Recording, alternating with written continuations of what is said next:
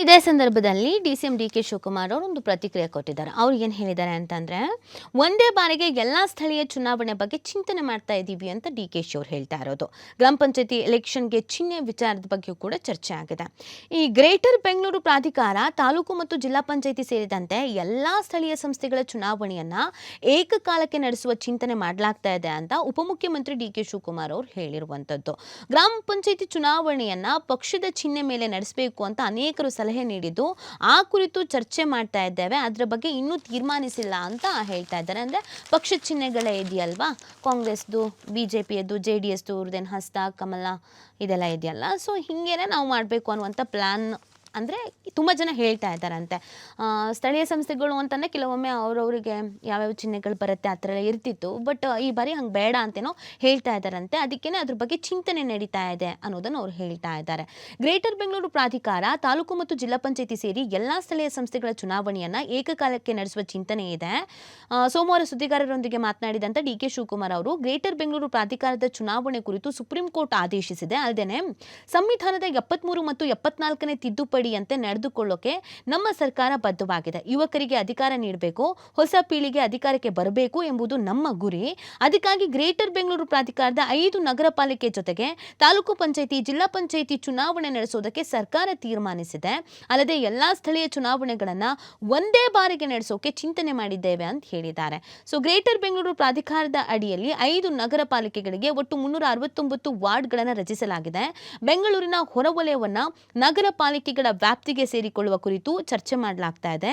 ಅಲ್ಲದೆ 5 ನಗರ ಪಾಲಿಕೆ, ತಾಲೂಕ್ ಪಂಚಾಯಿತಿ ಮತ್ತು ಜಿಲ್ಲಾ ಪಂಚಾಯಿತಿಗೆ ಇರುವ ಮೀಸಲಾತಿ ಸಮಸ್ಯೆ ಬಗೆಹರಿಸಿಕೊಳ್ಳುವುದಕ್ಕೆ ಮುಖ್ಯಮಂತ್ರಿಯವರು ಮತ್ತು ಸಚಿವರು ತಿಳಿಸಿದ್ದಾರೆ.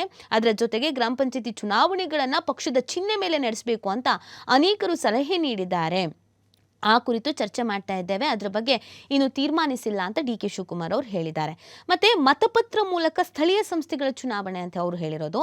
ಸ್ಥಳೀಯ ಸಂಸ್ಥೆ ಚುನಾವಣೆಯಲ್ಲಿ ಮತಪತ್ರ ಬಳಕೆ ಕುರಿತು ಪ್ರತಿಕ್ರಿಯಿಸಿದ ಡಿ.ಕೆ. ಶಿವಕುಮಾರ್ ಅವರು, ರಾಜ್ಯ ಚುನಾವಣಾ ಆಯೋಗ ಸ್ವತಂತ್ರ ಸಂಸ್ಥೆ ಆಗಿದ್ದು ಅದನ್ನು ತೀರ್ಮಾನಿಸುವ ಅಧಿಕಾರ ಆ ಸಂಸ್ಥೆಗಿದೆ.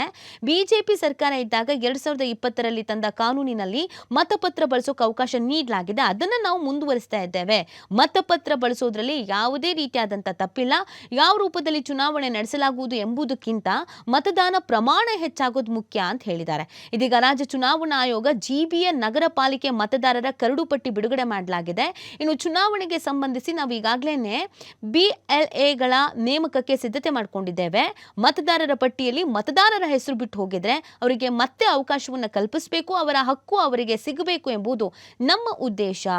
ಇನ್ನು ಅಧಿಕಾರಿಗಳ ಕಾರ್ಯದಲ್ಲಿ ನಾವು ಹಸ್ತಕ್ಷೇಪವನ್ನು ಯಾವುದೇ ಕಾರಣಕ್ಕೂ ಮಾಡಕ್ಕೆ ಹೋಗಲ್ಲ. ಕೇಂದ್ರ ಚುನಾವಣಾ ಆಯೋಗದ ಮೇಲಿನ ಅನುಮಾನದಿಂದ ಮತಪತ್ರ ಬಳಸಲಾಗ್ತಾ ಇದೆ ಎಂಬ ಪ್ರಶ್ನೆಗೆ ಉತ್ತರಿಸಿ, ಚುನಾವಣೆ ಮಾಡೋದಕ್ಕೆ ನಾವ್ಯಾರು? ಚುನಾವಣಾ ಆಯೋಗ ಚುನಾವಣೆ ನಡೆಸ್ತಾ ಇದೆ. ರಾಜ್ಯ ಚುನಾವಣಾ ಆಯೋಗ ನಮ್ಮ ಸರ್ಕಾರದ ನಿಯಂತ್ರಣಕ್ಕೆ ಬರೋದಿಲ್ಲ. ಏನ್ ಮಾಡಬೇಕು ಎಂಬುದು ಅವರೇ ತೀರ್ಮಾನ ಮಾಡ್ತಾ ಇದ್ದಾರೆ ಅನ್ನೋದನ್ನ ಇದೇ ಸಂದರ್ಭದಲ್ಲಿ ಹೇಳಿದ್ದಾರೆ. ಇನ್ನು ನಗರ ಸಂಸ್ಥೆಯ ಸ್ಥಳೀಯ ಸಂಸ್ಥೆಗಳ ಚುನಾವಣೆಗೆ ಮೀಸಲು ನಿಗದಿ ವೇಳೆ ಎಚ್ಚರಿಕೆ ವಹಿಸಿ ಅಂತ ಕೋರ್ಟ್ ಇದೇ ಸಂದರ್ಭದಲ್ಲಿ ಸೂಚನೆ ಕೊಟ್ಟಿರೋದು. ಮೀಸಲಾತಿ ಪ್ರಶ್ನಿಸುವಂತ ಸಾಧ್ಯತೆ ಇರುತ್ತೆ ಅಂತ ಹೈಕೋರ್ಟ್ ಹೇಳ್ತಾ ಇದೆ. ಅಂದ್ರೆ ನಗರ ಸ್ಥಳೀಯ ಸಂಸ್ಥೆಗಳ ಚುನಾವಣೆಗೆ ನಿಗದಿಪಡಿಸುವ ಮೀಸಲಾತಿ ಪ್ರಶ್ನಿಸಿ ನ್ಯಾಯಾಲಯಕ್ಕೆ ಅರ್ಜಿ ಸಲ್ಲಿಸುವ ಸಾಧ್ಯತೆ ಇರುತ್ತೆ. ಆದ್ದರಿಂದ ಮೀಸಲಾತಿ ನಿಗದಿಪಡಿಸುವಾಗ ಸ್ವಲ್ಪ ಮುನ್ನೆಚ್ಚರಿಕೆಯನ್ನು ವಹಿಸಬೇಕು ಅಂತ ರಾಜ್ಯ ಸರ್ಕಾರಕ್ಕೆ ಹೈಕೋರ್ಟ್ ಮೌಖಿಕವಾಗಿ ಸೂಚನೆ ನೀಡಿದೆಯಂತೆ. ಕೋಲಾರ ನಗರಸಭೆ ಚುನಾಯಿತ ಸದಸ್ಯರ ಅಧಿಕಾರಾವಧಿ ಕೊನೆಗೊಂಡ ಸಂಬಂಧ ನಗರಾಭಿವೃದ್ಧಿ ಇಲಾಖೆ ಹೊರಡಿಸಿರುವಂತಹ ಅಧಿಸೂಚನೆ ಪ್ರಶ್ನಿಸಿ SR ಮುರಳೀಗೌಡ ಮತ್ತಿತರರು ಸಲ್ಲಿಸಿದ ಅರ್ಜಿ ವಿಚಾರಣೆ ನಡೆಸಿದ ನ್ಯಾಯಮೂರ್ತಿಯವರು ಈ ತರದ್ದು ಹೇಳಿದ್ದಾರೆ. ಸೊ ಮೀಸಲಾತಿ ವಹಿಸುವಾಗ ಒಂದು ಸ್ವಲ್ಪ ಎಚ್ಚರಿಕೆ ಅನ್ನೋದನ್ನು ವಹಿಸಿ, ಯಾಕಂದ್ರೆ ಅದಕ್ಕೆ ಸಂಬಂಧಪಟ್ಟಂತೆ ಕೋರ್ಟ್ ಮೆಟ್ಟಿಲೇರಬಹುದಾದ ಸಾಧ್ಯತೆ ಇರುತ್ತೆ ಅಂತ.